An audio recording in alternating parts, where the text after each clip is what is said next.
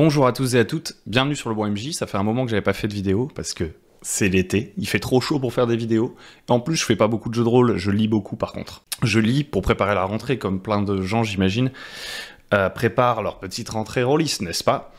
Et comme j'ai du temps pour réfléchir, je rebats un peu les cartes et je me dis qu'est-ce que je vais faire à la rentrée, qu'est-ce que j'ai vraiment envie de faire concrètement.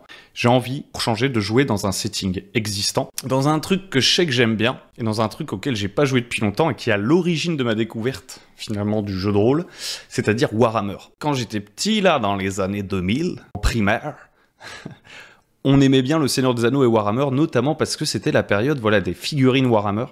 Warhammer Battle et compagnie. Et donc on avait nos petites figurines et tout. Et c'est à cette époque-là qu'en même temps je découvrais le jeu de rôle. Et un des premiers jeux de rôle que j'ai découvert, c'est Warhammer, littéralement. Donc en fait, j'ai joué très peu, mais j'ai joué à Warhammer première édition. Donc j'ai encore le livre de base, qui est d'ailleurs dans un état plutôt incroyable, je trouve. Enfin, peut-être qu'il n'a pas beaucoup servi, mais il a survécu plus de 30 ans d'existence, en fait, parce que littéralement... C'est pas moi qui l'ai acheté, c'était à mon père, ce bouquin. J'en ai hérité, finalement. Et donc Warhammer, je crois que ça a commencé par ça. Hein. Je sais plus, vous me direz là dans la vidéo, si Warhammer Battle, les figurines fantasy, existaient avant le jeu de rôle Warhammer. Moi, honnêtement, je crois que ça a commencé avec ça, mais peut-être que je me trompe. Et donc, j'ai joué un petit peu à ce Warhammer-là. Je faisais n'importe quoi d'ailleurs, j'avais pas capté qu'il fallait faire moins que son score avec un dessin, etc. Mais c'est un des premiers jeux auxquels j'ai joué et je me suis amusé un peu à le relire. Ensuite, un jeu auquel j'ai plus joué, c'est Warhammer V2, qui a beaucoup moins bien tenu dans le temps. Pour le coup, pas que ça va encore, mais les coins sont éclatés. Mais j'ai d'autres bouquins de la V2, parce que j'avais acheté des bouquins, c'était les premiers jeux de rôle, livres de jeux de rôle que j'achetais pas vraiment parce que j'avais pas de thunes. J'étais fin primaire, début collège, mais où j'allais dans le magasin et je faisais « Ah, j'ai envie d'acheter ça, est-ce que je peux l'avoir pour Noël, bidule ?» Et c'était les premiers jeux de rôle, en gros, que je choisissais, puisque avant, je prenais ceux que j'avais récupérés de mon père. Donc ça c'est un jeu de la nostalgie de fou.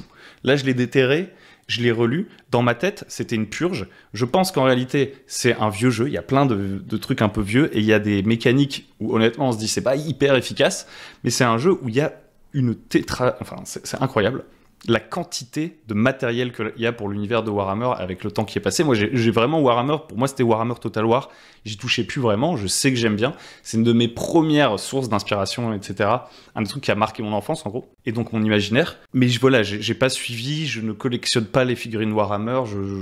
Je suis plus dans Warhammer.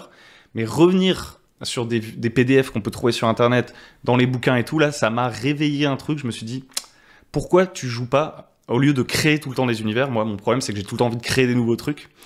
Pourquoi tu joues pas un petit peu dans un univers qui, finalement, ressemble beaucoup à ce que tu n'as de cesse de recréer, finalement? Pourquoi tu jouerais pas dans l'univers de Warhammer? Comme ça te permet de lire un peu, de relire du lore, ce que je faisais plus trop, à part avec mon fameux Dead Genesis, sur lequel j'ai déjà fait des vidéos. Ça te permet de relire du lore, de plonger dans les trucs, et donc de revenir... nourrir ta boîte à idées, retourner dans tes inspirations, etc. Et donc, je suis retourné là dans le Warhammer. Il y a des règles. Honnêtement, je les changerai. D'ailleurs, je vais y jouer un peu cet été en modifiant un peu les règles pour que ça marche un peu mieux, j'ai l'impression, selon mes attentes par rapport à un jeu de rôle. Mais il n'y a pas grand-chose à changer, honnêtement. Warhammer, ce jeu-là, c'est un jeu qui m'a à fond inspiré, notamment avec toutes ces carrières. Warhammer, c'est un jeu où il y a un système de carrières. En fait, on choisit des carrières et en fait, c'est que des métiers, quoi. Donc là, j'ai chevalier, courtisan, chasseur de vampires, charlatan, chef de bande, bourreau, capitaine de navire, assassin, tout le schmilblick. Il y a des tonnes de carrières dans Warhammer et il y a des descriptions avec tous les sites qui recueillent des infos sur l'univers de Warhammer, toutes les chaînes YouTube qui font des vidéos sur le lore. Il y a un monde immense, en fait, dans Warhammer et je kiffe m'y replonger. Et je me souviens que alors à l'époque, il y avait pas, je me servais pas d'internet. Il y avait sûrement les débuts d'internet, mais j'étais trop petit. J'étais pas sur les forums, les machins et tout. Donc j'avais pas peut-être ces ressources de lore un peu plus creusées, un peu plus investiguées par les lecteurs de Warhammer, j'ai envie de dire. Mais rien qu'avec le livre de base là, de la V2, avec toutes les carrières, ça m'a construit en fait une culture. C'est-à-dire que par rapport à des jeux minimalistes auxquels je pourrais avoir joué récemment, où il y a très peu d'informations, de fluff, on va dire, Si je peux me servir de ces jeux avec très peu de fluff, je pense, aujourd'hui, c'est notamment dû au fait qu'avant ça, j'avais lu Warhammer, parce que aujourd'hui, je peux me projeter dans un univers, en fait, de medieval fantasy, imaginer des métiers, comment les gens vivent, etc., notamment, entre autres, hein, parce que après, je kiffe ça, donc je mate des documentaires et tout, mais entre autres, j'ai lu Warhammer, et je me souviens même d'une fois, quand j'étais petit, où je m'étais amusé à créer toute une campagne un peu en arborescence, juste en prenant en fait les différentes carrières de Warhammer, en me disant bon bah la campagne elle commence et il y a un hors-la-loi, et après je tournais les pages, boum, je tombais sur un autre truc, et en fait le hors-la-loi il a un problème avec un flagellant, et le flagellant il connaît un mont en l'air, et je reliais comme ça toutes les carrières de Warhammer, et en fait toutes ces carrières, ça nous montre à quel point il y a une diversité de personnages qu'on peut jouer, et c'est un des trucs qui est vraiment cool dans Warhammer. Ensuite, il y a Warhammer V3, j'ai rien. J'ai pas joué à la V3, je sais pas ce que ça vaut. Donc j'ai pas du tout d'opinion sur Warhammer V3. Et puis il y a la Warhammer V4, donc qui est vraiment dans la lignée de Warhammer V1, Warhammer V2. Alors, dans la lignée notamment niveau système, quoi. C'est des jeux à descent où on essaie de faire en dessous de notre compétence, machin, avec des carrières et tout. Au niveau de l'univers, je pense qu'il y a un ton qui a pu un peu changer au fil du temps, avec toutes les gammes de trucs Warhammer qui existent. En fait, il y en a une tétrachie, hein, genre, entre toutes les versions de la version Battle, Warhammer Total War, Age of Sigmar et tout. Aujourd'hui, moi, je suis encore perdu. J'ai pas encore rattrapé tout mon retard dans l'évolution de Warhammer. Je sais qu'il y a des trucs qui n'ont pas plu sur la fin de l'univers de Warhammer, qui est déjà écrite plus ou moins. Il y a des gens, ils sont attachés à la version la plus sombre, gothique, etc. Moi, honnêtement, la version de Warhammer que j'aime, bah, c'est la V2, du coup, de cœur, à laquelle je suis le plus attaché. Et je pense que V4, c'est un peu dans la lignée de V2, au niveau de la chronologie, etc. Ça n'a pas trop bougé, j'ai l'impression. Donc là, moi, V4, je l'avais récupéré au moment où c'est sorti, avec la première version qui avait été un petit peu descendu parce qu'il y avait des typos, des erreurs, etc. Mais j'y avais pas du tout joué, je l'avais récupéré par nostalgie, j'y ai pas touché.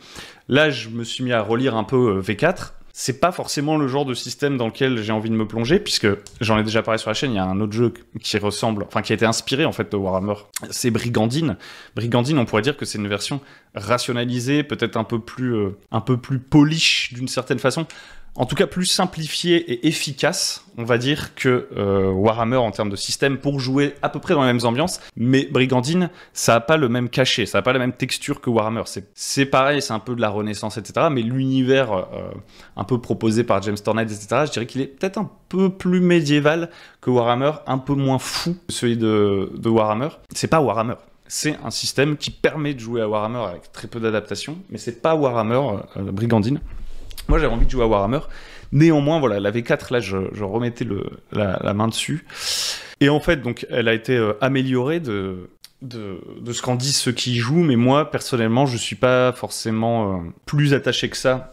Enfin, en fait, les améliorations qui ont été faites, je trouve qu'elles alourdissent le jeu. En fait, la V2, finalement, s'attache à un style assez old school, où le MJ doit faire beaucoup de calls, etc. Le problème de la V2, c'est qu'on touche jamais, que les combats, des fois, ils traînent et que ça devient un peu ridicule. J'ai refait des tests là et tout, c'est vrai que par moment il y a vraiment des tours dans le vide, et ça c'est un peu cata. Brigandine corrige ça, la V4 est censée corriger ça plus ou moins avec un système d'avantages, tout ça, mais j'ai l'impression que voilà, ça demande... c'est assez crunchy en fait, c'est peut-être trop crunchy par rapport à ce que j'aime. Il y a beaucoup de bonus et de malus dans tous les sens, il faut calculer les avantages et les retenir, etc. Et comme moi je joue principalement à distance, et qu'en plus j'aime pas avoir des virtual tabletop lourds comme Foundry, comme des trucs comme ça, avec tout qui est précalculé, j'ai envie qu'on fasse les calculs, en fait j'aime pas jouer avec trop d'automatisation. J'ai l'impression que Warhammer V4, ça va être un peu compliqué. Je dis pas, je l'ai pas testé, mais j'ai fait un petit combat avec 2-3 figurines chez moi, là, et tout, et j'étais déjà en mode, bon, apprendre à jouer à Warhammer V4, c'est plus dur qu'apprendre à jouer à Warhammer V2. Je pense pas que ce soit beaucoup plus dur, mais je sais pas. J'ai pas été plus tenté que ça. J'ai vraiment envie de récupérer des bouquins de V4 pour l'univers, pour me replonger dans les trucs, avoir de l'inspi et tout, mais je suis plus attaché à ma V2 un peu cassée et au fait de la réparer. D'ailleurs, je vais vous dire tout de suite comment je compte la réparer très rapidement. C'est simple, j'utilise des trucs de Brigandine. C'est-à-dire que, pour ceux qui connaissent les règles, je vais pas faire de vidéo de présentation a priori sur Warhammer V2, vous expliquer le système. Donc, ce petit d'interlude ne parlera que à ceux qui ont joué. Et un truc, c'est que dans V2, on touche pas beaucoup, que ce soit d'un bord ou de l'autre du champ de bataille, à moins que le MJ donne plein de bonus circonstanciels, etc. Ce qui est peut-être la philosophie du jeu, finalement. D'avoir comme ça un MJ qui a la capacité à nous donner des bonus de plus 20, plus 30, etc. en combat assez fréquemment. Mais en tout cas, souvent, on va pas toucher avec nos attaques. Il y a une chance que derrière, une fois qu'on a touché, notre adversaire, il part et tout. Donc voilà. Moi, ce que je me dis, c'est que j'ai envie d'augmenter les chances de toucher de tout le monde. Donc, dans une prochaine partie qu'on va faire pour tester, je vais utiliser le truc de brigandine, en fait. C'est-à-dire que les PJ, comme leurs adversaires, vont avoir un bonus ou un malus à leur CC, donc leur capacité de combat dans Warhammer, qui va dépendre de la CC de leur adversaire. Donc, moins mon adversaire est bon, plus j'ai de chances de le toucher. Plus mon adversaire est bon, moins j'ai de chances de le toucher. C'est le système brigandine. Ça ne s'applique pas à la parade, etc. La parade continue de fonctionner comme avant, l'esquive continue de fonctionner comme avant. On peut avoir des attaques multiples, c'est-à-dire que j'ai pas repris le système de passe d'armes de brigandine. C'est chacun son tour, on s'attaque et tout. Mais on a plus de chances de toucher. Et pour les dégâts, au lieu d'avoir le D10 et la fureur d'Ulrich, ce sera 2D6. Ça, c'est une idée de Coco sur le Discord, qui a eu cette idée et que je trouve plutôt pas mal. Au lieu de jeter un D10 et d'utiliser la règle de la fureur d'Ulrich de Warhammer, on va acheter pour les dégâts 2D6. Ce qui va faire que les dégâts vont être plus réguliers, en fait. Et ça évitera qu'on ait un tour où, par exemple, on rate. Au bout d'un moment, il y en a un qui touche. Ah, il se fait parer. Il se passe toujours rien. Et au bout d'un moment, ah, il frappe. On n'arrive pas à le parer. On jette les dégâts. Il n'y a quasiment pas de dégâts. Ça, c'est vraiment le scénario où je me dis, j'ai pas envie de faire un tour comme ça. Donc, voilà. Réhaussage des dégâts. Les dégâts sont moins aléatoires et plus élevés. Les chances de toucher sont plus élevées aussi. Donc, à mon avis, ça va être un jeu un peu plus mortel que le Warhammer de base. Et je pense que ça va pas tout péter. Forcément, ça va péter des trucs et on s'en rendra compte en jouant. Mais voilà. Donc, bref. Parenthèse terminée. Donc là, j'ai vraiment envie de rejouer à Warhammer, d'explorer l'univers de Warhammer, et notamment parce que, pour ceux qui suivent Warhammer et tout, je pense que vous savez qu'il y a un nouveau jeu Warhammer qui va sortir, et que je vais mettre un peu en compétition avec ma V2, je sais pas encore auquel j'ai envie de jouer, je sais que je vais faire une grosse campagne Warhammer, mais je sais pas encore si ça va être du Warhammer V2 ou du nouveau Warhammer, enfin, en fait, il y a une gamme qui vient en parallèle de Warhammer V4, c'est pas un jeu qui vient arrêter la gamme de Warhammer V4, donc Warhammer V4 aujourd'hui c'est chez Cubicle 7, et là Cubicle 7 ils sortent un autre jeu de rôle dans l'univers de Warhammer Fantasy qui s'appelle Warhammer The Old World, et donc ça sort en anglais dans pas très longtemps, en tout cas les PDF ont commencé à sortir. Bah j'ai bien envie de tester quoi, au moins de tester, et ensuite je verrai à quel Warhammer j'ai vraiment envie de jouer. Warhammer The Old World, pour l'instant, à l'heure où je tourne cette vidéo, on n'a que le Player's Guide. Donc qu'est-ce qui change? C'est quoi la différence entre Warhammer The Old World et Warhammer V4 qui continue, la gamme Warhammer V4 continue d'évoluer? C'est que Warhammer The Old World, déjà, il change complètement de système. On n'est plus sur un système à descent, etc. On est sur un système où on jette des poules de D10. Donc la base du système fondamentalement change, et je prévois de vous faire, enfin je l'ai déjà faite d'ailleurs, je prévois de publier une vidéo sur une création de personnage de Warhammer The Old World. Je ferai peut-être d'autres vidéos sur Warhammer The Old World pour vous présenter un peu le système. Là je vais me contenter de vous dire que c'est pas le même système déjà. Un système qui je pense est un peu plus rapide, un peu moins crunchy, mais qui, de ce que je vois pour le moment, a l'air d'avoir quand même un peu de profondeur, et qui se base globalement sur des trucs qu'on aime de Warhammer, c'est-à-dire qu'on va avoir des carrières, etc. Mais c'est pas tout à fait le même traitement. On va retrouver le même univers, mais avec un choix de carrière et d'origine un peu différent. Et ce qui change principalement, selon moi, c'est deux choses. Pourquoi ces jeux peuvent exister parallèlement? Déjà, The Old World, en fait, correspond à une autre époque de l'univers de Warhammer. Je crois que ça se passe, si je dis pas de conneries, 200 ans avant Warhammer V4. Donc je me remets dans le lore, mais j'ai sûrement encore je risque de faire des approximations, de toute façon on s'en tape. C'est le même univers, mais c'est plus tôt. Là où dans Warhammer V2, on est après un événement qui s'appelle, il me semble, la tempête du chaos, en gros l'invasion d'Archaon dans l'Empire, etc., avec Karl Franz et compagnie. Là, on se retrouve beaucoup plus tôt. Et ce qui change, c'est qu'on a une période un peu moins apocalyptique que dans Warhammer, ou plutôt l'apocalypse n'est pas en cours, elle est pressentie. Il y a les premiers signes. L'Empire est pas encore complètement envahi par les forces du chaos. Ça veut pas dire qu'il est en paix, il est en guerre. Et on est plutôt dans un climat de guerre civile, c'est-à-dire qu'il n'y a pas vraiment d'empereur fort. Il y a plusieurs prétendants au rôle d'empereur, les comtes électeurs se disputent, etc. Donc on est dans un mood, voilà, guerre civile. Et aussi, c'est avant la période de Magnus le Pieux.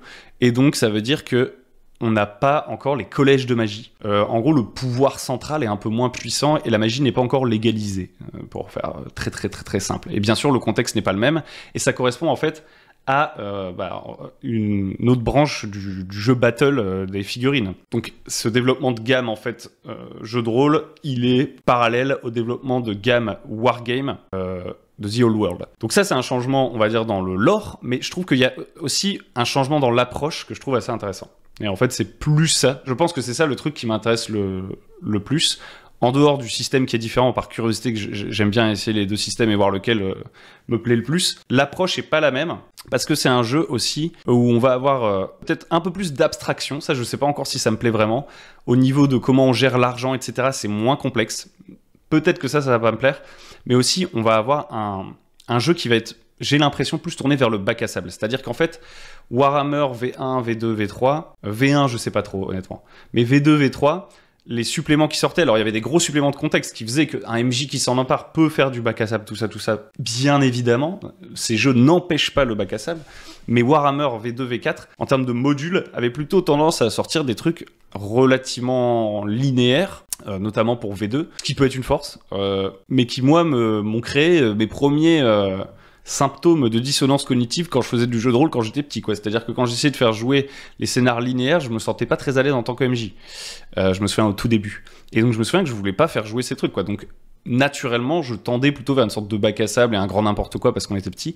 Mais je me souviens que voilà, les scénarios, j'avais du mal à les prendre en main. J'ai toujours eu plus de mal avec la lecture de scénarios linéaires. Ici, l'idée avec Warhammer The Old World, c'est de commencer par, en début de gamme en tout cas, par dire au PJ, vous jouez à Talagad. Talagad, c'est une sorte de port qui se trouve à l'entrée du cratère de Talabaim, quoi. Donc un endroit précis dans l'Empire, dans l'univers de jeu.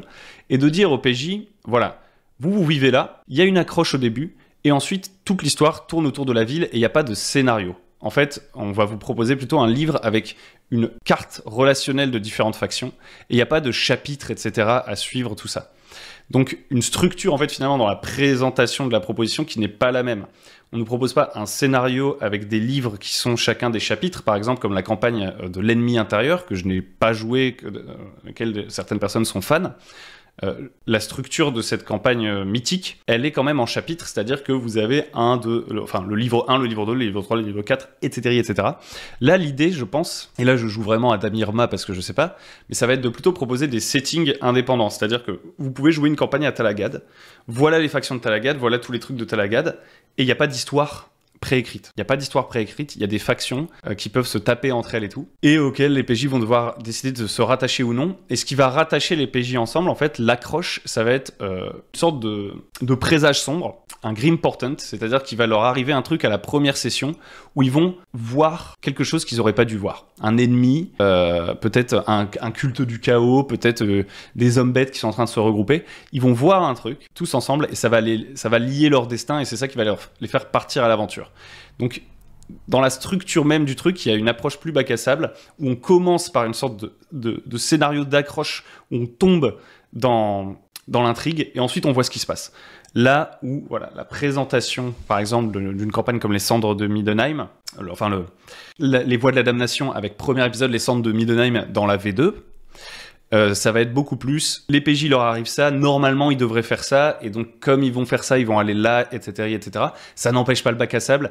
Je suis pas du tout en train de cracher sur les livres de Warhammer, puisque j'ai envie de tous les récupérer pour lire le lore et lire les contextes, etc.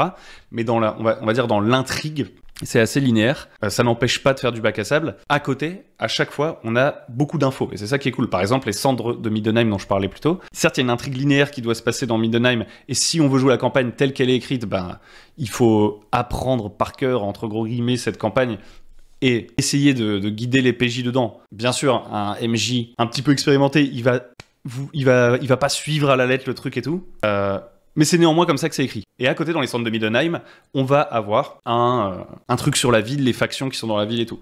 Donc, fondamentalement, Warhammer n'a jamais empêché de jouer du bac à sable, au contraire, en proposant plein de lore, etc.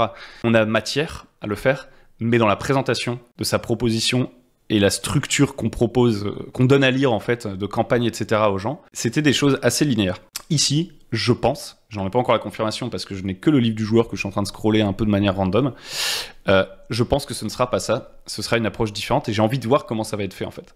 Et donc à terme, je sais pas exactement ce que je vais faire pour ma campagne de Warhammer que je prévois de faire. J'ai déjà rassemblé le petit groupe auquel j'ai envie de le faire, de jouer avec eux quoi. On va faire des petits tests, on va jouer un peu en V2, on va jouer un peu en The Old World. Pendant l'été, pendant la période où c'est difficile de jouer de manière hebdo, comme ça on se fait des petits tests, on se met dans le mood, et la campagne commencera probablement à la rentrée, et le but de tous ces petits tests, c'est de me dire, ok, est-ce que j'ai envie de jouer dans la période de Warhammer V2 en essayant de reprendre une campagne de la V4, mais avec les règles de The Old World? Est-ce que j'ai envie de jouer juste à The Old World? Est-ce que j'ai envie de jouer en V2, mais avec 2-3 règles maison pour faire jouer du... Enfin bref. Je sais pas encore exactement ce que je veux faire jouer dans Warhammer, donc je revisite le lore, les règles, j'ai envie de faire des petits tests, et puis voilà quoi. Et donc, si je ne me vois pas vraiment aller vous creuser dans des vidéos la V4 pour le moment, parce que je compte pas jouer à la V4, peut-être qu'un jour je jouerai à la V4 et j'en parlerai, mais là c'est pas vraiment dans mes plans, j'hésite plutôt entre V2 avec règles maison et The Old World. Donc je vais probablement pas trop parler de V4 dans des vidéos. Je vais sûrement vous présenter The Old World parce que c'est un jeu récent et je trouve que c'est cool de faire des vidéos sur des jeux récents pour aider ceux qui vont les découvrir. Je vais pas vous faire une revisite de V2, je pense pas. Je pense, voilà, dans de prochains épisodes, on va surtout parler de Warhammer The Old World. Je vais vous faire peut-être une créa de perso, je vais peut-être vous parler des mécaniques et tout. Et puis ensuite, on verra si je fais d'autres vidéos là-dessus. J'ai fait beaucoup moins de vidéos cet été, tout simplement. Voilà, je referme la parenthèse sur Warhammer. Et je vous parle juste un peu de la chaîne. Je fais moins de vidéos, tout simplement, parce que j'ai eu un peu une fatigue. Voilà, de partir dans toutes les directions, d'avoir 15 campagnes en même temps. Et je voulais profiter de mes vacances. Je sais pas encore trop ce que je vais faire comme vidéo à partir de la rentrée. Si vous avez des idées, n'hésitez pas à me les partager. À noter que aussi j'ai enlevé les pubs. J'ai enlevé les pubs sur la chaîne, j'avais mis des pubs et honnêtement par rapport à ce que ça permet de gagner en fait comme argent et par rapport à l'inconfort que c'est aujourd'hui les pubs sur YouTube, je me suis dit ça jarte. Donc si vous voulez soutenir ce qui se fait sur la chaîne, ce sera plutôt sur Tipeee uniquement désormais, donc à votre bon vouloir. Donc voilà, si vous avez des trucs qui vous intéressent, à voir sur la chaîne, notamment des conseils. Ça fait longtemps que je fais plus vraiment des conseils pour les débutants et tout. Si ça peut vous intéresser, n'hésitez pas. Je pense vous parler de Warhammer prochainement, en fonction de si j'ai quelque chose à vous raconter là-dessus. Sur ce, je vous remercie de m'avoir écouté et je vous souhaite une bonne continuation de votre été, n'est-ce pas? Et c'est ciao!